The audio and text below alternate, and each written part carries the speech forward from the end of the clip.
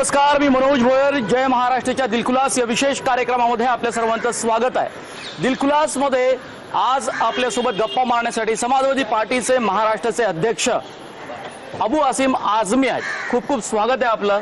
धन्यवाद. बहुत बहुत स्वागत आहे आपका. जय महाराष्ट्र में. धन्यवाद. महाराष्ट्रात आता समाजवादी पार्टी आणि बीएसपी बहुजन समाज पार्टी या दोघांची युती झालेली आहे. कुछ ये युति देश के 90% लोगों की युति है. देश के शोषित लोग, देश के दबे कुचले लोग, नौजवान, मुसलमान, दलित, किसान, इसकी आवाज़ है. महाराष्ट्र में कांग्रेस और बीजेपी के अलावा कोई बड़ी पार्टी नहीं है जो नेशनल पार्टी हो. समाजवादी पार्टी और बीएसपी ने अलायंस करके अब की बार ये तय किया है कि सेकुलर लोगों को कि ये मजबूरी ख़त्म करना है कि अगर हमने बीजेपी को ख़त्म करना है, हमें ऐसी पार्टी को ख़त्म करना है जो देश में गंगा जमनी तहजीब को बर्बाद कर रही है, जिस पार्टी का सिर्फ एक ही एम है हिंदू और मुस्लिम, पाकिस्तान और भारतवर्ष, लव जिहाद और 3 तलाक. यानी ये बीजेपी जो है मेजॉरिटी इस देश में 85% है. उस 85% मेजॉरिटी को 15% माइनॉरिटी से डरा रही है. तो सीधे तौर पर आप भाजपा को मदद करोगे, बीजेपी को? नहीं, मदद नहीं करूंगा. मैं मदद नहीं करूंगा. मैं बीजेपी को समाप्त करूंगा. हमने सबसे बड़ा अलायंस जो यूपी में किया है, आपने देखा नहीं कि 4 सीटों पर जहां योगी जी 30 सालों से विराजमान थे, उनके किले को कोई ढा नहीं सकता था. समाजवादी पार्टी बहुजन ने जब अलायंस किया तो वो chief minister, deputy chief minister, इन सारे लोगों की सीटों को बिल्कुल ध्वस्त करके समाजवादी पार्टी चुन के आई. लेकिन देखिएगा कि महाराष्ट्र में वंचित बहुजन आघाड़ी बनाई उन्होंने.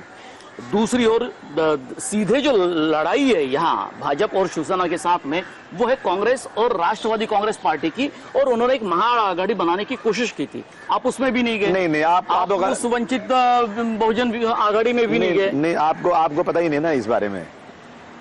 मैंने पूरी कोशिश किया. समाजवादी पार्टी चाहती है कि एक जबरदस्त तरीके से इस देश में सेकुलर आघाड़ी बने, महाआघाड़ी बने, परंतु कांग्रेस और बीजेपी को हैंडलिंग करने वाले, मुझे लगता है कि पीछे से आरएसएस के लोग ये जो हैंडलिंग कर रहे हैं. मैंने एक बार नहीं 10 बार कोशिश किया. आज से नहीं, 2014 में भी कोशिश किया. 2014 में मेरी 7 सीटों पे कांग्रेस के साथ अलायंस हो गई थी कि वोटों का बंटवारा नहीं हो, परंतु मुझे लास्ट डे, कहते हैं ना कि बिल्कुल से आखिरी दिन, जब फॉर्म भरने का चांस भी नहीं रहा, तो कांग्रेस से कह दिया कि श्रीमती सोनिया जी आपके साथ अलायंस के लिए तैयार नहीं है. मैं कुछ नहीं कर सकता. आपने भिवंडी की जगह मांगी थी लोकसभा की? नहीं, अब की बार मैंने कहा था कि सबसे कम सीट होती है एक सीट पर अलायंस इसलिए करेंगे कि हम जो हैं जानते हैं कि कोई हम कांग्रेस की नीतियों से सहमति नहीं है, परंतु जब बीजेपी को खत्म करना है तो हमें एक अलायंस बनाना चाहिए जो महाराष्ट्र में अच्छा अलायंस बन सकता है. लेकिन कांग्रेस से मैंने सिर्फ एक सीट नहीं, south Bombay, south central, north east, north west, Bhiwandi, Malegaon, Nanded, any seat आप दीजिए, हम लोग साथ लड़ेंगे. लेकिन कांग्रेस पार्टी तैयार नहीं है. आपको कहां दी? मुंबई, उत्तर मुंबई. कह रहे उत्तर मुंबई लड़े, जहां की उनका अध्यक्ष खुद भाग रहा है, और उनके अध्यक्ष को कहा गया कि जाओ किसी को ढूंढ के लाओ, जब तुमको नॉर्थ वेस्ट दी जाएगी. तब उसने उर्मिला जो फिल्म वाली है उनको लेकर गए हैं, जब उनको सीट मिली है. जब वहां कांग्रेस खुद लड़ने को तैयार नहीं, मैं ऐसी सीट भी क्यों लड़ूं? राजनीति में बहुत बॉलीवुड के लोगों का बोलबाला रहा है, लेकिन देखिएगा कि उर्मिला मातोंडकर को ढूंढकर लाना पड़ा कांग्रेस को. मतलब वजह क्या होगी उसकी? देखिए, मुझे अफसोस के साथ कहना पड़ता है कि ये बॉलीवुड के लोगों को लाकर पब्लिक को जमा करना, ये सबसे बड़ी बेवकूफ़ी है जनता को बेवकूफ़ बनाने की. जनता के बीच में वो व्यक्ति आना चाहिए जो संघर्ष करने वाला हो, जो किसानों के दुख को जानता हो. आज इस देश में 70% लोग किसान हैं. किसान की हालत बदहाल है. आप किसान को टिकट नहीं दे रहे हो क्योंकि आपको करोड़ रुपया खर्चा करवाना है. आज इस देश की में बीजेपी हो या कांग्रेस, दोनों एक ही थैले के चट्टे बट्टे हैं. सिर्फ शोबाजी करके, जुमला अख्तियार करके ये लोग जनता को बेवकूफ़ बना के जीतना चाहते हैं. समाजवादी पार्टी ने कभी किसी एक्टर को लाने की कोशिश नहीं किया. अब पहले लाए थे अमर सिंह जी, गए अमर सिंह जी, मुसीबत गई. वो तो नेता थे नहीं, वो तो सिर्फ लाइजनिंग करने वाले आदमी हैं. तो उन्होंने ये सब चीज़ें किया था। लेकिन अखिलेश यादव जी आए, अखिलेश यादव जी ने कभी इन चीज़ों को बढ़ावा नहीं दिया। हमें संघर्ष करने वाला वो आदमी चाहिए जिसके हाथों में मिट्टी लगी हो, पैरों में मिट्टी लगी हो, और वो किसान हो जिसको मालूम है कि गन्ना कैसे लगाया जाता है, गेहूं कितने प्रकार का होता है, आलू कैसे बोया जाता है। ऐसे लोगों की जरूरत है इस देश में जो किसानों के दुख को जानता हो, नौजवानों के दुख को जानता हो। एक जमाने में तो अमर सिंह आपके नेता थे, हमने देखा कि मुंबई और महाराष्ट्र में जमकर रैलियां होती थी, जयाप्रदा जी विदर्भ में रैलीज करती थी। छोड़िए उन बातों को, जाने दीजिए, उन बातों को छोड़िए, वो तो एक गुजरा हुआ वक्त है। और नेताजी ने मतलब उसको उनको जरा करीब कर दिया था। मुझे लगता है कि मैं तो नेताजी के डिसीजन पे कुछ क्रिटिसिज्म नहीं कर सकता। मेरा ये कहना है कि ये जो महागठबंधन महाराष्ट्र में बनाया गया, आपके मन में एक दर्द है कि इस महागठबंधन में आप शामिल हो नहीं पाए। एक जमाना था कि आप उनके साथ साथ रहते थे वोटों का बंटवारा टालने के लिए, लेकिन आज किसी कारणवश आप जा नहीं पा रहे हैं। नहीं, देखिए ऐसा है ना कि मेरे मन में दर्द गठबंधन में नहीं रहने का बिल्कुल नहीं है। मैं कांग्रेसी नीतियों के खिलाफ हूं, मेरे भाषण सुनिए आप। परंतु जब ऐसा समय आ जाए कि बीजेपी और कांग्रेस में एक को चुनना होगा तो मेरी मजबूरी है कि इस देश में और कोई बड़ी पार्टी नेशनल पार्टी नहीं है। मैं यूपी में कांग्रेस को की हैसियत नहीं है, मैं उनको गिनते नहीं हम लोग उनको, लेकिन महाराष्ट्र की जनता की एक मजबूरी बन गई है सेकुलर लोन कांग्रेस। मैं उस मजबूरी को खत्म करना चाहता हूं। हमने हमेशा, चाहे सेंट्रल रहा हो चाहे यहाँ रहा हो, जब भी जरूरत पड़ी है हमने अपना वोट राज्यसभा में, हमने अपना वोट एमएलसी के लिए, हमने अपना वोट प्रभाग के लिए चारों तरफ या हाउस के अंदर जब भी जरूरत पड़ी है हम बीजेपी के खिलाफ खड़े रहे हैं। ये हमारी मजबूरी समझ लीजिए। चलो मान लीजिए कि आप कांग्रेस और एनसीपी के महागठबंधन में शामिल नहीं हो पाए, लेकिन प्रकाश आंबेडकर क्योंकि सेकुलर वोटों की बात करते हैं, संविधान बचाओ की बात करते हैं, तो उनके वंचित बहुजन आघाड़ी में तो आप जा सकते थे। नहीं, वो तो नकली है। ऐसा है ना कि उनका तो सेटलमेंट है अंदर से, वो मैं जानता हूँ अच्छी तरह से। किसके साथ सेटलमेंट हो सकता है? नहीं, वो है ही है ना, बताइए तो। जो आदमी 22 सीटें मांगे अलायंस के अंदर और किसी तरह से भी तैयार नहीं हो, तो मुझे मालूम है क्या, मैं एक बार उनसे कहते हैं ना कि आदमी को आजमाने के बाद दोबारा आजमाना नहीं चाहिए। एक बार मैंने हाथ मिलाया था कि डॉक्टर भीमराव अम्बेडकर के परिवार के आदमी से मुझे बहुत गर्व था, लेकिन वो कहते हैं ना कि खुदा पहाड़ निकली चूहिया, मुझे अफसोस हो गया। और ये अब मुझे लगता है कि अगर देश में अखिलेश भाई ने और सुश्री मायावती जी ने अलायंस ऐसा जारी रखा पूरे देश में, मैं दावे के साथ कह सकता हूं फिर सरकार दिल्ली हो या स्टेट में हो, सरकार उन्हीं की बनेगी। वक्त तो चला एक ब्रेक का, ब्रेक के बाद में मिलेंगे आपसे। बड़ा मुश्किल हो रहा है, हमारा मराठी चॅनल है, लेकिन बीच बीच में आपके साथ में हिंदी में बात करनी पड़ती है। एक वेळ झाली की छोट्याशा ब्रेकची, ब्रेक नंतर सुद्धा अबू आसिम आझमी यांच्याशी आपल्या दिलखुलास गप्पा सुरू राहतील। कुठेही जाऊ नका, पाहत राहा फक्त जय महाराष्ट्र।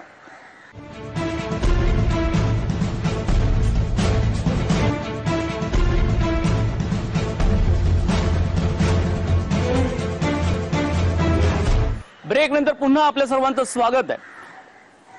मान लीजिएगा कि महाराष्ट्र में समाजवादी पार्टी और बहुजन समाज पार्टी, एसपी और बीएसपी का गठबंधन, दूसरी तरफ प्रकाश आंबेडकर का अपना एक उन्होंने फ्रंट तैयार किया।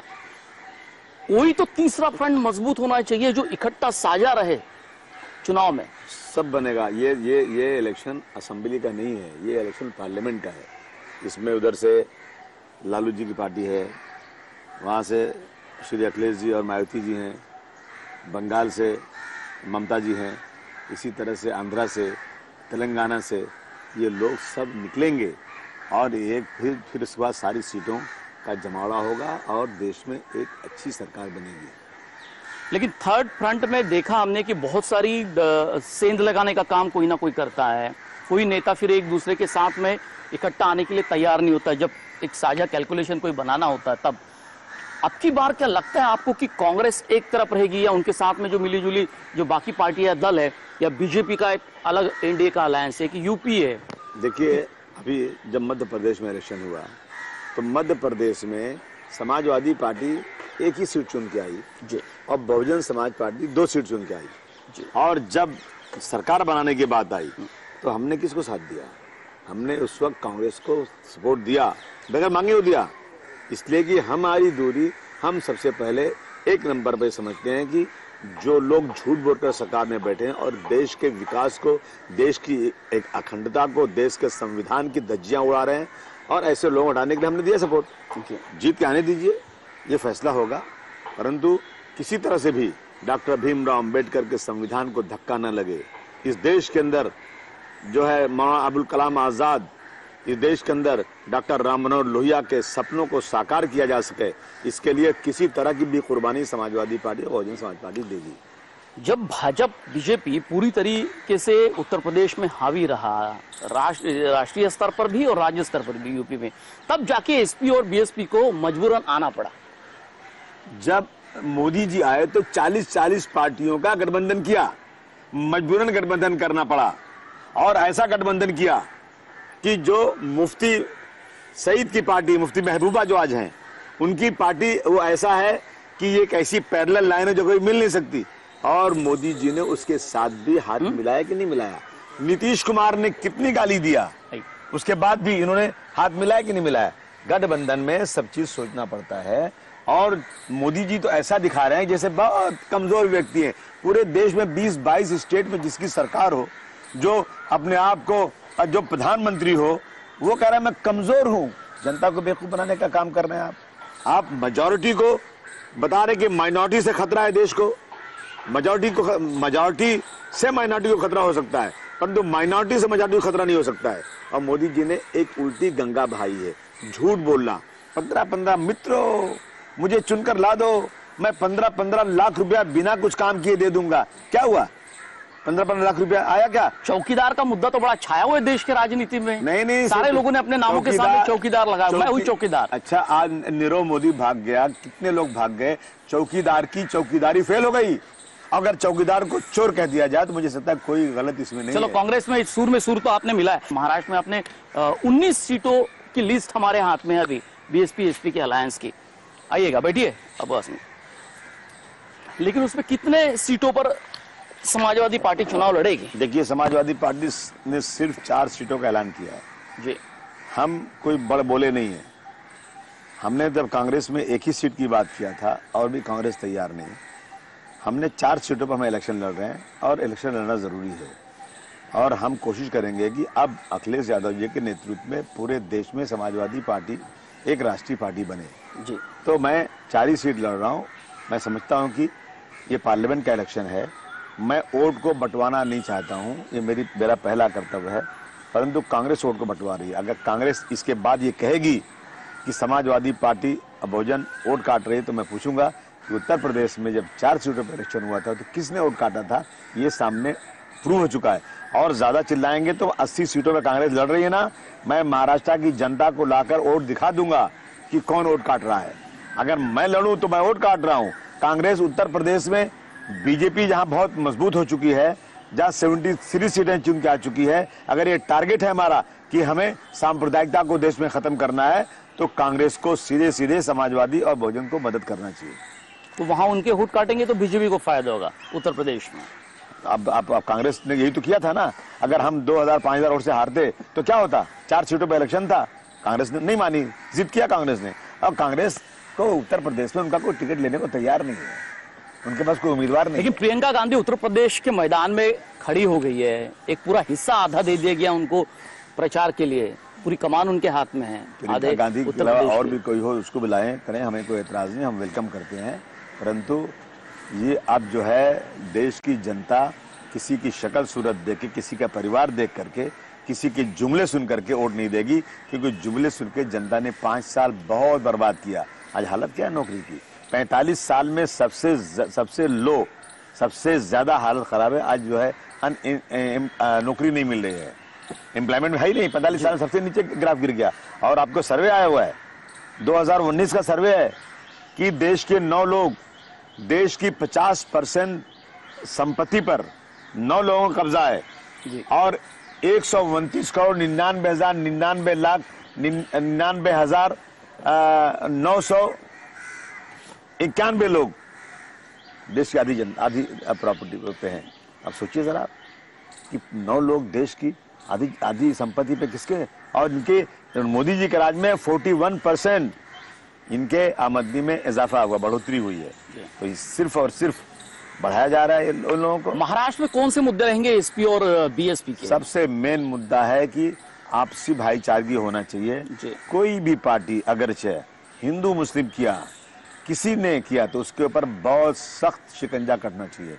हमारे सबसे पूरी दुनिया में भारतवर्ष मशहूर है। आप दोनों का इकट्ठा मैनिफेस्टो आने वाला है महाराष्ट्र के? देखिए, मैनिफेस्टो हमारा तो आएगा, हमने अखिलेश भाई से बात किया है। अब उसमें बीएसपी का कितना हो रहता है मैं नहीं बता सकता। लगातार हम देख रहे पिछले चुनाव में 15 सालों से बीएसपी का अपना एक वोट शेयरिंग है जो बढ़ते जा रहा है। विदर्भ में 26% दलित वोट तो वहां है ही, और उसमें सेंध लगाने का काम बीएसपी ने हमेशा किया। उसका फायदा कभी बीजेपी को हुआ, ये कहीं इसमें सीटों का सारा जो खेल है बिगड़ गया है।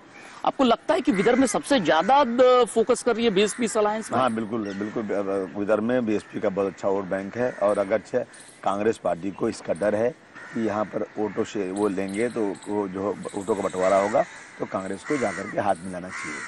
कांग्रेस का अहंकार ये गरीब लोगों से, छोटी जात के लोगों से हाथ मिलाने को तैयार नहीं है। ये इनका जो है ना, दिमाग आसमान पर, कहते हैं रस्सी जल गई, ऐठन नहीं गई। एक वेळ झाली एका छोट्याशा ब्रेकची। ब्रेक नंतर सुद्धा अबू आसिम आझमी सोबत आपल्या गप्पाशा सुरू राहतील। कुठेही जाऊ नका, पाहत रहा फक्त जय महाराष्ट्र।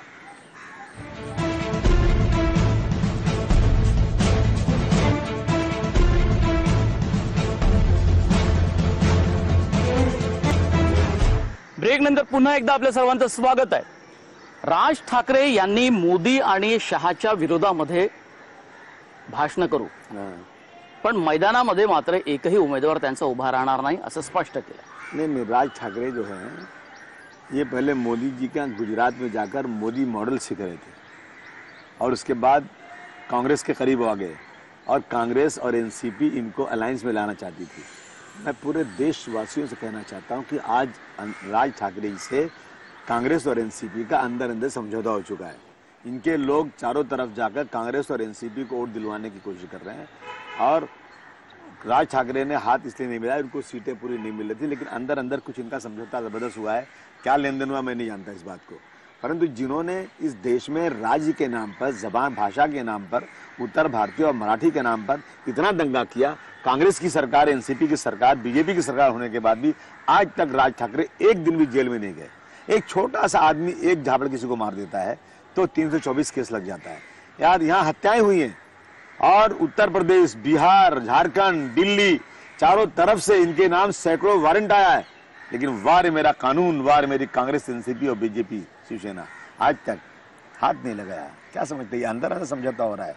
ऐसा कैसा समझौता हो सकता है महाराष्ट्र की राजनीति में कि राज ठाकरे एकदम कांग्रेस? उन्होंने कहा कि मोदी का जो मॉडल था गुजरात का वो उनको अच्छा लगा था, लेकिन उनको गुमराह किया गया उस वक्त। एक अलग पिक्चर उनके सामने रखा गया, अलग तस्वीर रखी गई, और बाद में जब उनको समझा तो उन्होंने जाना पहचाना कि ये अभी मोदी के साथ में वो रह नहीं सकते। देखिए, ऐसा नहीं है, सब जानते हैं वो इनकी पार्टी क्यों कम हो गई। 13 से 1 आ गए ना। आवाज उठाना और अंदर से काम बजा देना, आवाज उठाना, अंदर से काम बजा देना। इनके लोग बोलते हैं मुझे हाउस के अंदर कि अबू भाई क्या करेंगे, ये आवाज उठाते हैं, अंदर से जाकर सेटलमेंट कर लेते हैं, और इसलिए सारे उनके साथी छूट गए, सब छूट गए, और अब क्या बचा उनके पास? कुछ नहीं बचा।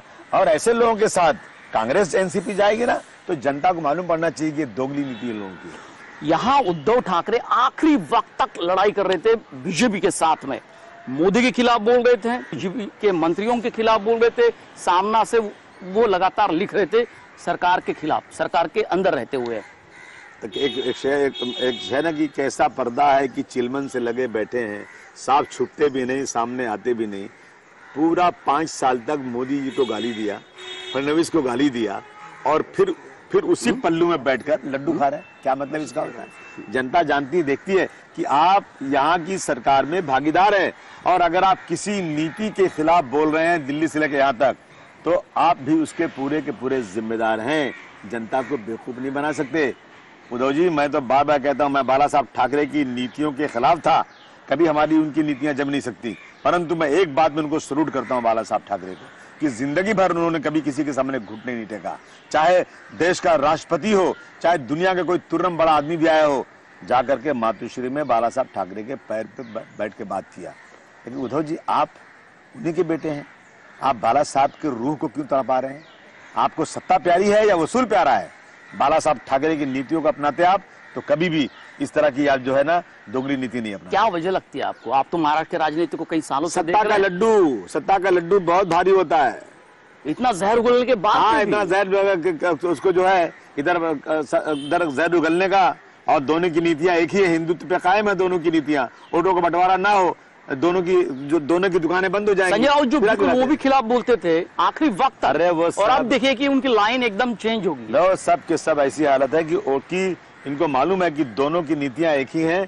अगर ये दोनों नहीं मिलेंगे तो इनकी राजनीति खत्म हो जाएगी। ये चिल्लाते हुए रहते हैं, प्रेशर बनाते हैं, लेकिन इस प्रेशर का, इस चिल्लाने का जवाब मुझे लगता है कि जनता जरूर इनसे पूछेगी। लेकिन मुख्यमंत्री देवेंद्र फडणवीस की जो रणनीति है महाराष्ट्र में, जिस तरीके से उन्होंने जाल बिछाया अपना, क्या लगता है कि फडणवीस फिर एक बार मुख्यमंत्री बनेंगे महाराष्ट्र? ऐसा है ना कि हम या मुस्लिम माइनॉरिटी या जो सेकुलर वोट है वो किसी के बाप की पाबंदी नहीं है। उसने कहीं एफिडेविट नहीं किया होगा कि किसी को वोट देगा।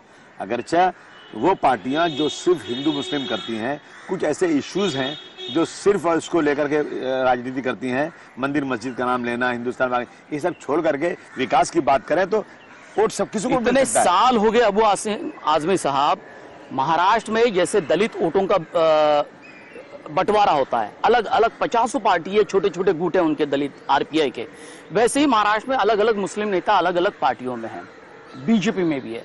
लेकिन कभी मुस्लिम समाज का जो पिछड़ा समाज है, जहां झुग्गी झोपड़ी में रहने वाले हैं, बच्चों को अभी भी ठीक से पढ़ाई नहीं मिलती, बुनियादी सुविधाएं नहीं उनको, वो एजेंडा, साझा एजेंडा क्यों नहीं आता?